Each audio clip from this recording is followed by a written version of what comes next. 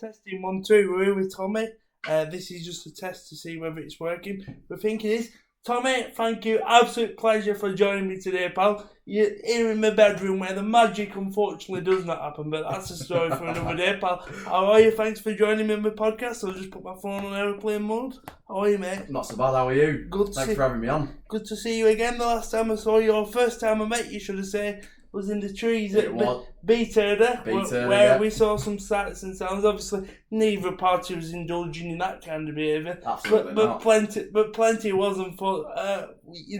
We saw some great sights, should we say? But it's been great to get to know you over the past few weeks, pal. And thank you for coming on to agree to talk about your fledgling DJ career. No, it's a pleasure's all mine, mate. Pleasure's all mine. It's brilliant what you're doing here. Really good. Nice one. And I just sort of always want to talk about at the start your early musical interest and where that came from, etc. Whether it's always been in electronic/dance music. Well, my mum and dad are very musical. Yeah. My mum plays keyboard. All right. My dad plays guitar.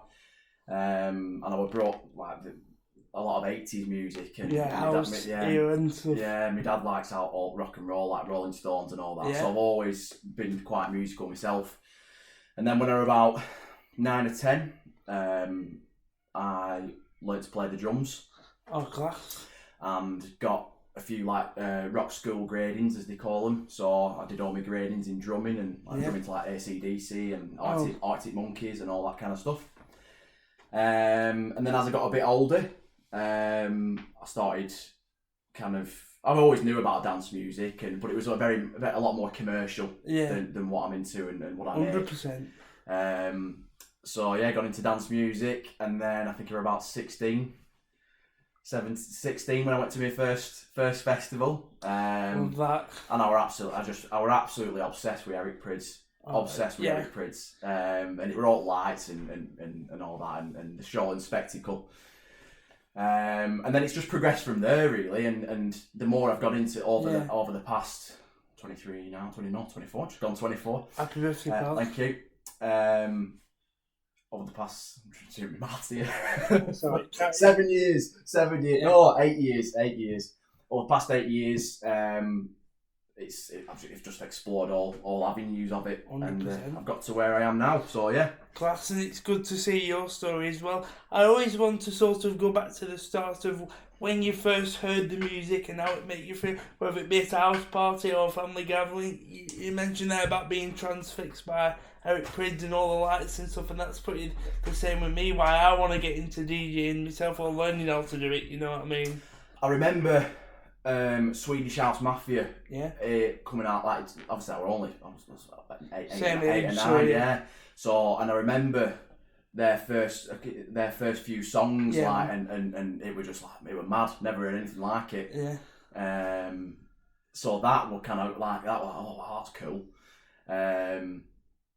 But I've always been into like sounds and all that kind of stuff. It's always it's always intrigued me. And then I'd say obviously you go to your house parties and that when you're at school and plenty of those bits.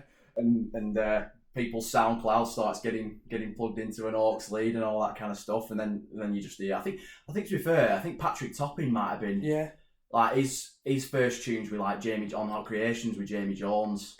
All that kind of stuff, and then all the time it progresses, doesn't it? So who else? Obviously your usual ones like Jamie Jones, Inspiration.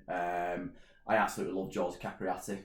I don't know half of these, to be fair, so to give you a bit of an insight, I've more throughout my life been interested in old school house music. It's only through using Instagram over the last year or so that I've got sort of out the stuck mindset of realising that there's so many good, up and coming artists that still produce this kind of good music. Yeah, it's not a stuck mindset, Joe. It's definitely not a stuck mindset, mate. That's where it's all started. Kevin Saunderson and Derek May and 100%. All them there, and they're still going. Obviously. Yeah, 50 odd years later. King Coxie. oh yes, he's still going in it. So, but yeah, no, they're that's where it all originated from, innit? Yeah.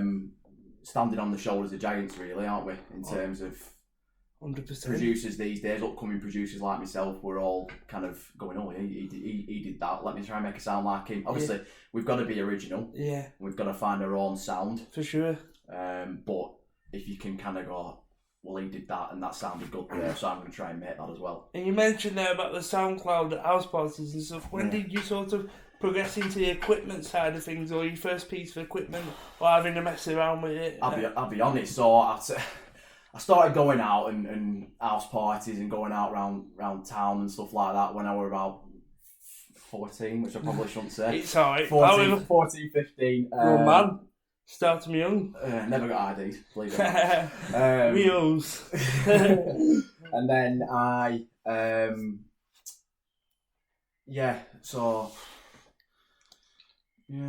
trying to think really. It's alright, just take your time. Listeners can appreciate this relaxed setting anyway. Yeah, exactly. When you're trying to think about what you're doing rather than coming up with some fucking boring answer. So you need a career as a comedian, you as well.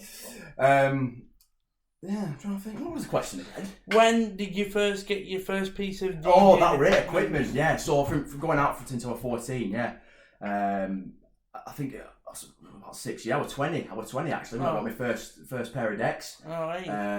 Started COVID, obviously. So I'm a COVID baby, producer baby, as they call it. And then I just, as you can imagine, we were all locked up for God knows how long. So I was spending a lot of time practicing, downloading music, trying to recreate mixes that I'd heard myself. Yeah. And obviously then you get dead excited when you stood there in your underpants and you go, woohoo! Hey! Wigan sound. Yeah, Wigan sound, exactly. Old side. So, and then not that long after, really, probably 12 months it took me to, I learned how to DJ. Obviously, we're always learning, DJing, producing, always learning how to be better. But I got proficient, I'd say, after about 8 months DJing. And then I thought, right, I'm going to get myself an Apple Mac and there are other laptops available than Apple, we must say that, and then so then I started producing from then really. So it kind of goes hand in hand. I think you should learn to mix first, personally. Learn how to DJ first, because you can appreciate like beat for the beat and like bringing tracks in. A lot of people who aren't kind of in the know, when you see a dance music track, a lot of the time it's above 6 minutes long, or around there. And the reason behind that is that it gives the DJ a chance to bring it in and mix out of it. Yeah, for sure. As opposed to your normal songs that are on the radio, they're about 2 or 3 minutes long. Yeah. Can you talk about the process of mixing and that? Because I like to believe I know tunes, but I've discovered over the last year or so that DJing is far more than about playing tracks itself. And like you say, it's coming in and out. It's remixing. It's doing loads of different stuff like that. It's not just playing a track and saying "see you later" about for a brew, is it? Unfortunately not. No. So process of mixing. So obviously, I am playing in clubs and stuff like that now. Oh, man. So I'm trying to, obviously, as you the better tunes you make, the better gigs you get, and the better signings you get, etc. etc. So at the minute I'm using CDJs. So you've got a mixer. And then you've got your turntables. Usually use 3 or 4 turntables. And I'd say you've got to have a good sense of rhythm. Your old school DJs will go, oh, you don't do anything. It's not like vinyl mix. Vinyl mixing is very difficult. Do you know what I mean? That's something I'd love to learn how to do one day. But yeah, it's just there's different types of mixing. For me, like with house tech, deep tech, all that kind of stuff that I play and mix. It's always flowing. It's always flowing, and you're matching the beat and you're mixing the beat. Whereas like your EDM and stuff like that, it's usually like where the break happens and the drop and stuff like that. But with house music, you've got to like know like the keys of the tracks, the time of the track, the key of the track. So a lot of people probably don't know that we do look at the musical keys of things to make sure everything BPM goes right. The BPM. Obviously, when you first start out, you start trying to mix dance music into like house music. It just don't work at all. But yeah, it's a lot of reading. Yeah. A lot of watching YouTube. A lot of learning off people off YouTube. Practicing. Used to go to Pirate Studios in Manchester. You can go and pay, and you just yeah. There's like a few grand's worth of decks in there. Do that myself. Yeah, therefore I'll tell you. Yeah, me and Duff will tell you. And then you just go in there and practice, and that's it. Like with anything, practice makes perfect, doesn't it? Yeah, for sure. And obviously now I'm playing in clubs. It's just and what have you in events, and it just gets a lot easier as it goes on. You'll still make albums for sure. Turn music off. Actually, I've seen that on Instagram once, but most people make light of it, don't they? Because everyone's there for a good time. That's what I tried to explain for years to people who thought I wouldn't necessarily be trader because everyone was off the nut. I was like, everyone's there for a good reason, and that's the great thing about house music, isn't it? We're all there to support one another, That's it exactly. And people will say about drugs and stuff being synonymous with that kind of music, but there is a lot of people who are straight edge. Yeah, 100%. And go for the music. They just love the music. And that's it. You know what I mean? It doesn't have to be the case all the time. So yeah.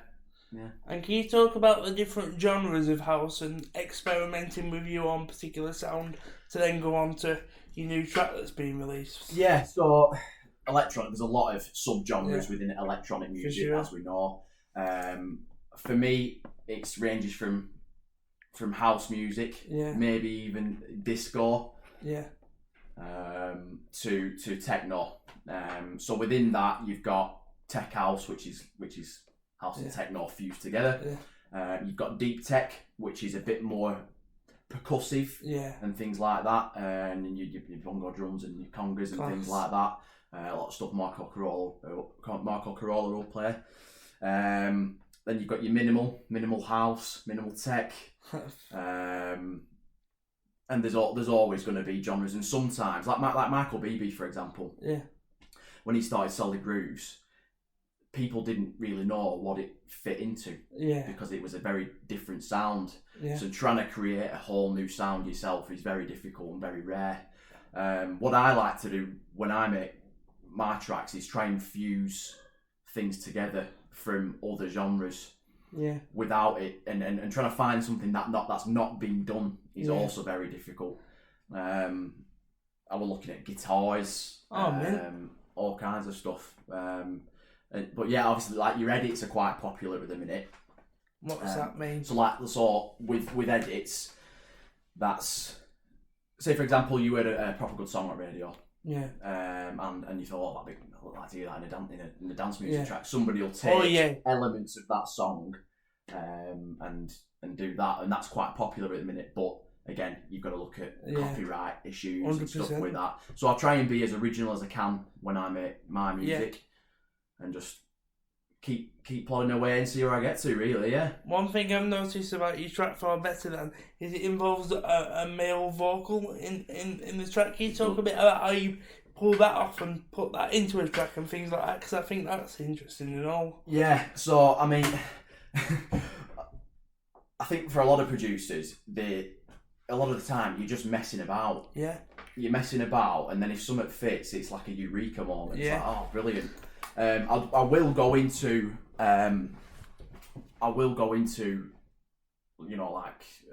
Splice and things like these are like applications where you can get audio recordings and samples of things.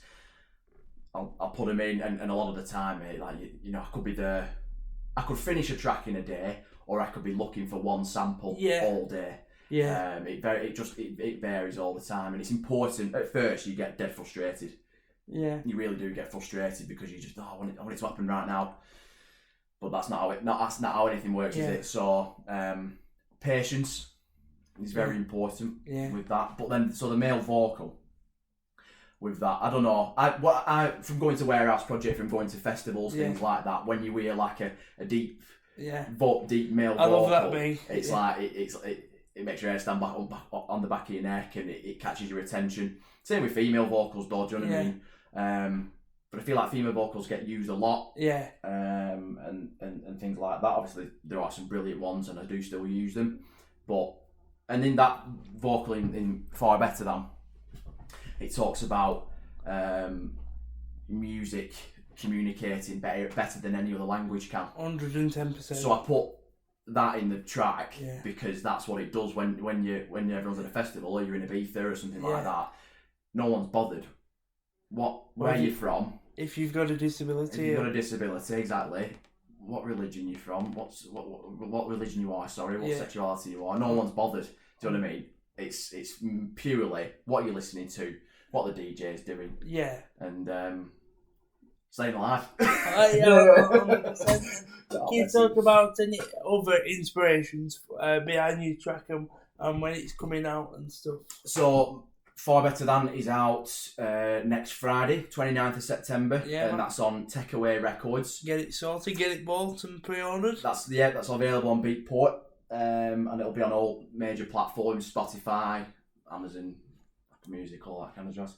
And that's been signed to Takeaway Records, which is a Spanish label, very very active label at the minute as well, and it gets a lot of plays from your big timers like your Joseph Capriati's, Marco Carola, Lorca Dice, Jamie Jones obviously as well. So fingers crossed it gets into their hands.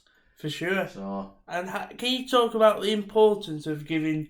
There's a really good underground scene. Like I said before, I was very much stuck in the mindset of, there's only one genre, and that's the old school, and everything else is just fucking shit when I was in a bad place in my head. But over the last sort of 18 months of being more active on Instagram, you find these tracks randomly, don't you? Think, that sounds mint, let's play that. How important is it that we continue to give artists like yourself is it extra tracks? I've been following on your Instagram, my cousin Ben, who, there's a guy called Gabe, he does extra tracks and things like that, and SoundCloud mixes. Yeah. It's great work, Yeah, so I'm a resident DJ for Delirium. Yeah. Which Carl Lingard runs.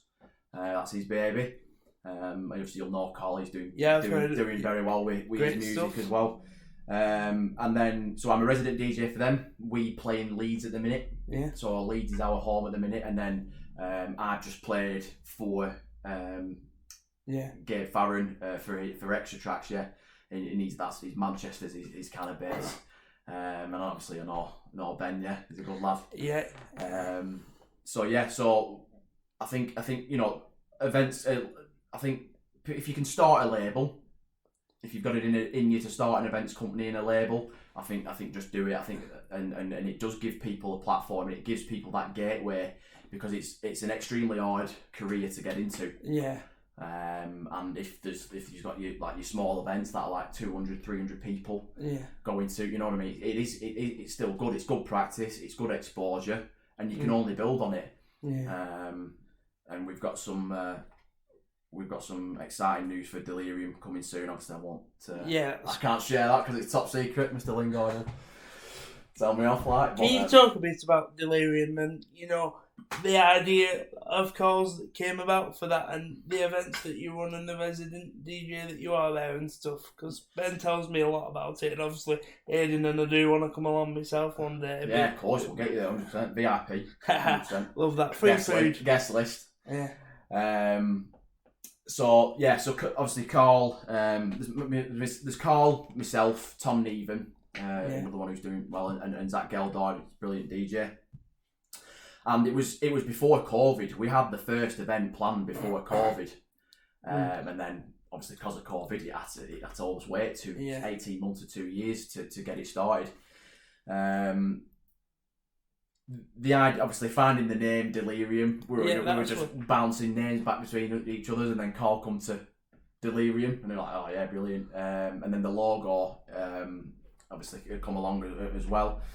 And I think it was just, how can we move ourselves to the next level. We all know that we want to do this for a career. I think we all thought, everyone go, oh, it's one in a few 100,000 that make it as a DJ. So we thought to ourselves, well, it doesn't need to be. We can if we work hard, put the things in place. So obviously, thanks to Carl, you know, we've got a really good platform at the minute with Delirium. And the same we gave Farron an extra tracks. Do you know what I mean? The some of the songs that he's got on there, I've actually got a track releasing with extra tracks in 2 weeks' time as well. Love that. So I've got two. That's called the Club Lady. So I'll send you that as well. Cheers, pal. So that's coming out as well. So yeah, I think it's all about working hard, understanding that, you know, success isn't going to come overnight, and you have to work hard at it. But it's just, you just keep plugging away, and you know, and it's brilliant when there's these little outlets for you to showcase your skills and your musical ability and all that kind of stuff. So yeah.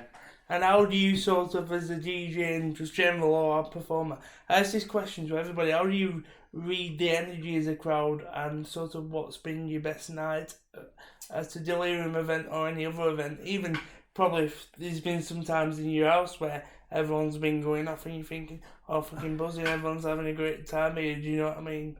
Yeah, I've been in my house by myself having a great time. Yeah, same here, man.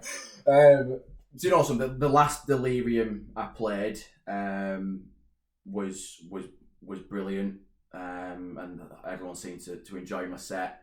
I don't know. It's weird. I feel like if you've got the insight into what's happening, you can feel the crowd. Yeah. It's weird when you stood up there. You can feel it, and obviously, you know, if there's nobody there and they've all gone silent, it's like, oh, I better put my ideas up here. But if everybody's there, their hands are going up and they're all bobbing about, and there's phones, and even at my level now, people still filmers, do you know what I mean? And what we're doing, film the drops. So I think that's a good signal. And even when there's no phones and people are just moving about, do you know what I mean? That's another good indicator that you're doing it. And as well of it, I think sometimes it's common sense. Do you know what I mean?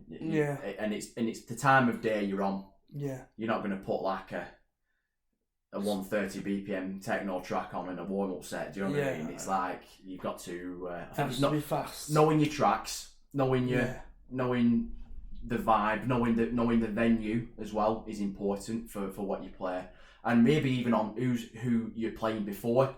Yeah. Like I just played extra tracks. I handed over to Craig Harrison, who's a minimal DJ, and I had to adjust my style.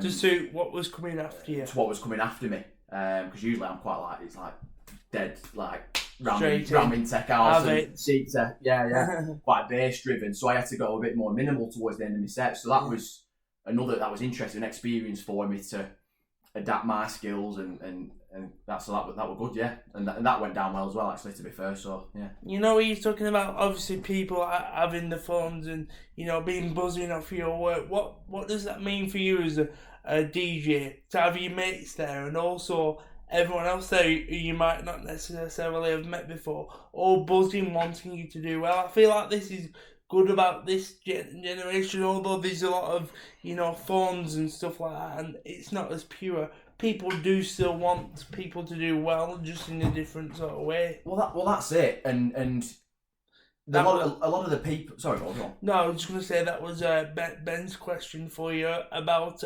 the different sort of generations in the chat. You know. Well, that, I mean, back when it all started, late 80s, 90s, and there was no phones, but I guarantee you, if there were an iPhone about in 80s and 90s, all of these acid house raves in big empty warehouses would have been getting filmed just as the warehouse project is today. And I think the people who are saying that, do you know what I mean? Yeah.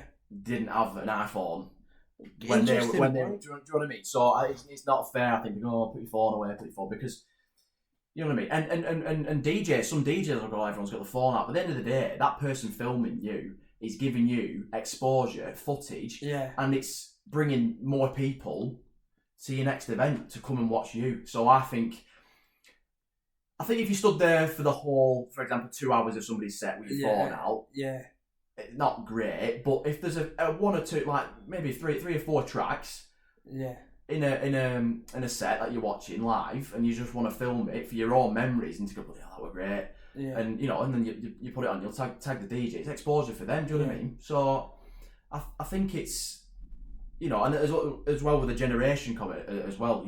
I think our generation get a lot of bad rep and things like that. But in terms of supporting your mates, I think it's brilliant. Like, I'm always seeing people's businesses getting supported. Yeah, man. And do you know what I mean? Like yourself. Do you know what I mean? Like, cheers for that as well. Yeah, congratulations with the Times as well. Yeah, it was good, mate. Big Times reporter.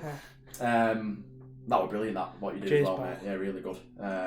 So it's just, I think everybody wants to feel valued. Everybody wants to feel supported. I think we went through a time where if you did something slightly different, someone would take mick out of you. Yeah. Do you know what I mean? I think a lot of people are fearful of saying that they're going to do something or doing something that is out of the ordinary for fear of people going, well, you're not going to do it, are you? Or, that's daft. Even sat in front of a computer, like, talking, you get so much in your head thinking, oh my god, am I going to sound like a dickhead or whatever? But reality is most people actually give you respect for doing it in the first place, because everyone has the same thoughts and feelings, don't they, about these things? Of course they do. Of course they do, mate. Yeah, and even at high levels of whether it be music or actors or footballers. Yeah.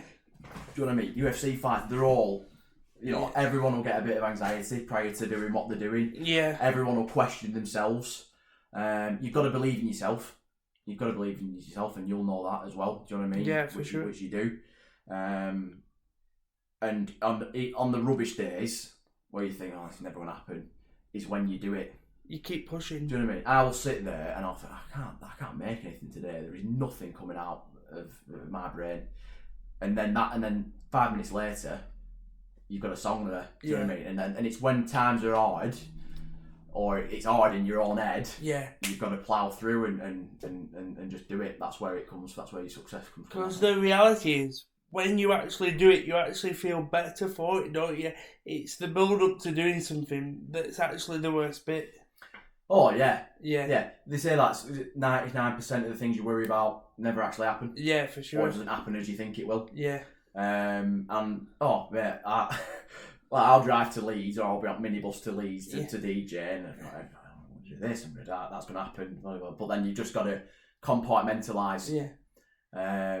Which is a skill that you learn, I think, along the way. Sure. Compartmentalisation, putting things in a box, knowing it's there, but not letting it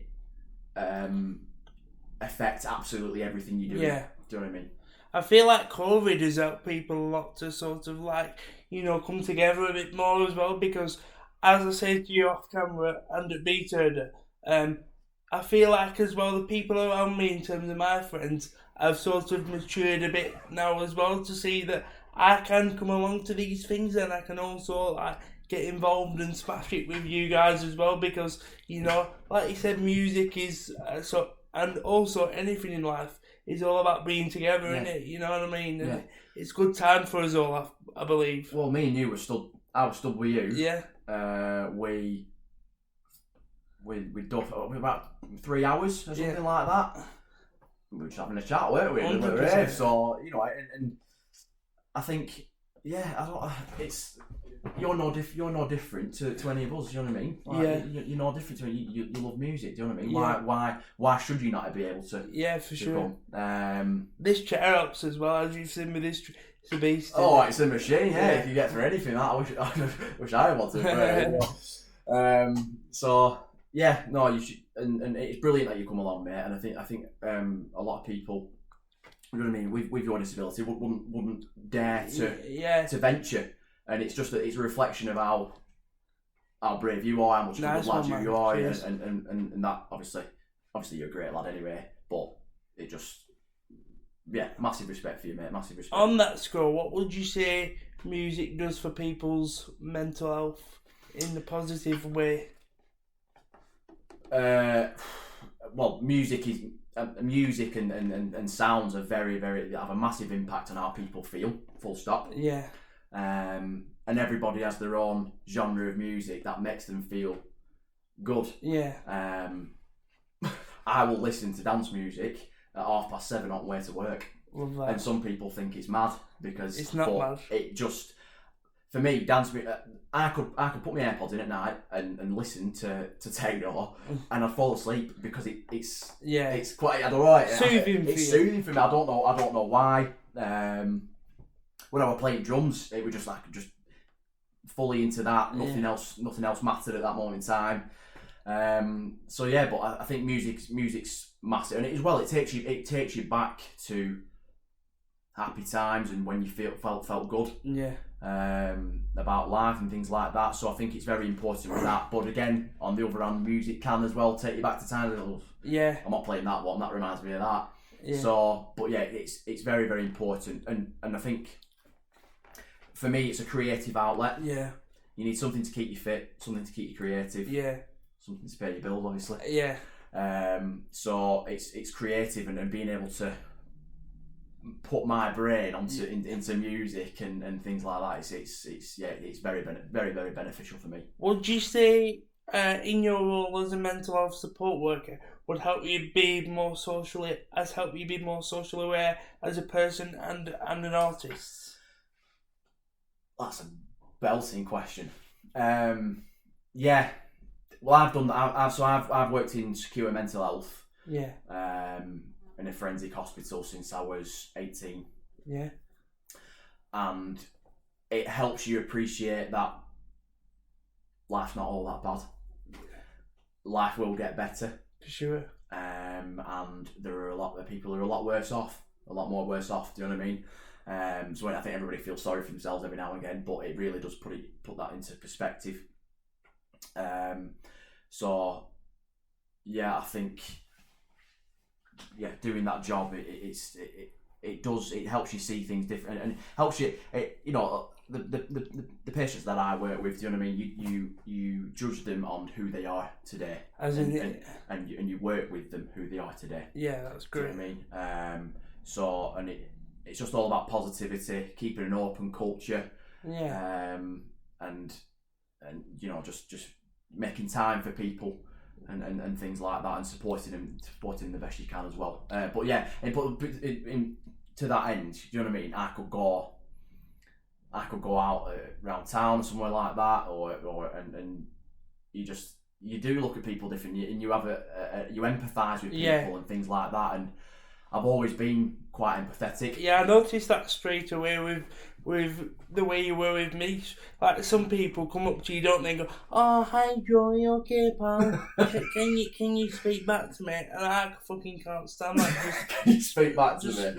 No, you get what I mean. That sort of mentality, or speaking to me mates, or you're not speaking to me. And I noticed straight away you just steam right in and like just very socially aware and, just a good lad. Yeah. Well, that disability and people's circumstances should not affect. Yeah. How your personality doesn't have a disability. Yeah. Your personality is brilliant. Do you know what I mean? Yeah. So it doesn't. I don't get that mentality, mate. Do you know what I mean? And people will, like you said, people will probably come up and patronise you, won't they? But no, I'm not about that. It's great, like you say, to have an open culture of music and in general life, and I suppose that's a good way to sort of not wrap up the interview, because I got some more questions. That's fine, yeah. What are your hopes for the future, and where you want to go with this game? Because I predict big things for you, mate. Thank you very much. No, I appreciate it. Likewise. So obviously I've got 2 more tracks coming out. I'm continually making music, continually sending music off. So obviously I'm aiming for the bigger labels. Yeah. And then when those signs come in, the bigger gigs will come in. Yeah. And it's not, for me, without sounding cocky or selfish, it's not an if, it's a when.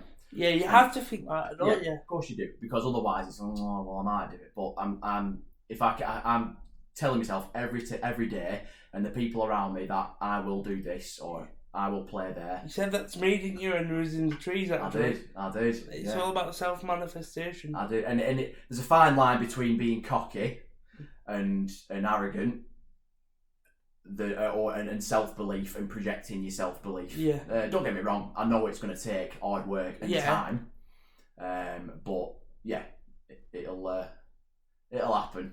It'll For happen. sure. And hopefully we see you headlining these big festivals, Creamfields, music on, wherever else. I'm still learning in terms of this modern game, but bear with me. I'm getting up to scratch, and hopefully I can follow in your footsteps. I'll be honest, I have no desire to, make my own tracks, but what I love is, like you said, the power of music, and I hope that's come through for everyone in the interview today. Thank you to Ben for giving me some question contributions. Big shout out to my cousin Ben. I won't give the questions what Aidan put to you, because they're a bit sexually explicit.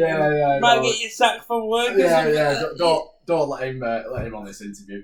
I'll deal with him tomorrow. Yeah, nice one, pal. You're a top lad, even though you are a Rovers fan. Much appreciated. Oh, I know you get that in somewhere. We had to get that in, mate. Mind the gap to end this podcast. No, thank you very much, Joe. You're a great bloke, mate. Thank you. Nice one, pal. I'll press stop. I don't really know how to do this, but I'm sure we'll sort